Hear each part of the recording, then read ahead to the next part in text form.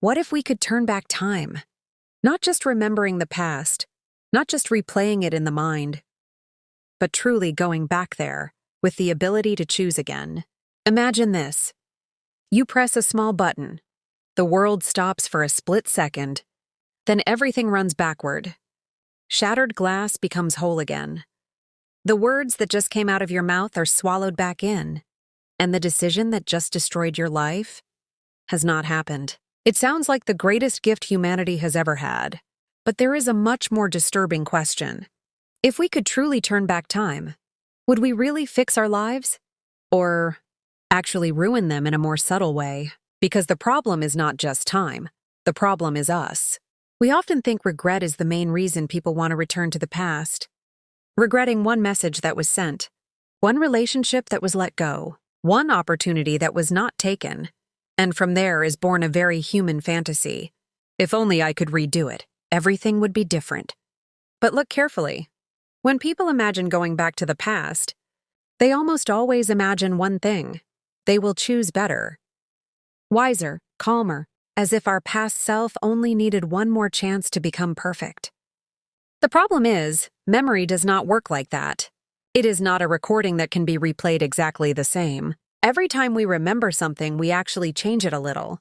Because of that, what we remember is not the original event, but a version that has already been mixed with our current feelings.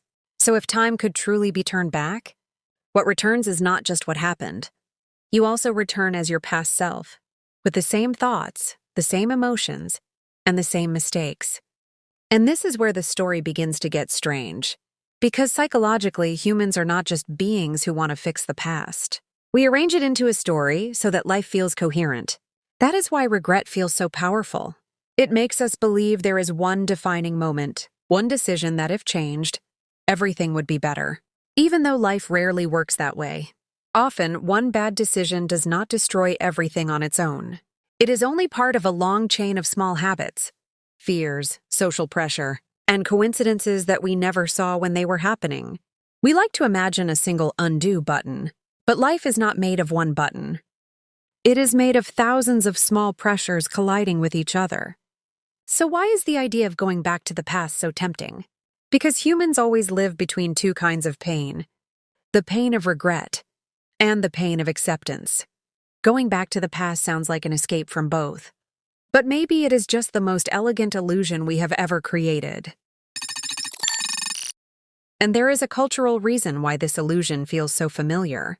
Films, novels, and fictional stories keep repeating the same pattern. Someone is given a second chance, and then the world is fixed. It makes us comfortable. Because in stories, time can be straightened out. Consequences can be arranged. Bad choices can be given a reasonable cost. Life becomes like a game that can be replayed. But humans are not like characters in a game who can restart from the beginning. Every time we fail, something is left behind. Fear, doubt, or bad habits. And it influences the next step. Try to imagine something simple. You return to the day when you said something hurtful to someone you love. This time you promised to stay silent. But you also still remember how angry you were at that moment. You still remember your wounded pride. You still carry the same version of yourself. So will you really make a different choice? Or will you just delay that explosion to another day? That is the part that is often forgotten. Turning back time does not automatically turn back character. If we go deeper, there is another problem. Imagine you know what will happen tomorrow, next week, even years ahead. You will not be able to act as usual. Every decision will feel heavy because you already know the possible outcome. Even small things will feel like risks. Every action will be haunted by the question, will this make everything worse later? And there, freedom begins to crack. Imagine you know exactly that one small decision will change your life. Say, a conversation at a bus stop, a brief encounter, a rejection that once felt trivial. If you know all the consequences, will you still be who you are now? Or will you instead become someone completely controlled by the fear of avoiding mistakes? At that point, the ability to turn back time can turn from a blessing into a prison. There is an even larger layer. Socially, if one person can rewind time, then justice begins to waver. Who has access to the reset? Who can try repeatedly until the outcome matches their desire? The rich? Those in power? Those who are most powerful may no longer be the most intelligent, but those who get the most second chances. And that changes everything. A world that can be rewound is not a more just world. It could be a more manipulative world. One reason we value linear time is because time forces everyone to face the same consequences. There are no unlimited repeats. There are no secret chances to fix outcomes without others knowing. Time, no matter how cruel, gives life real limits. But it is precisely those limits that give value. If every moment can be replayed until perfect, then courage loses its meaning. Apology loses its weight.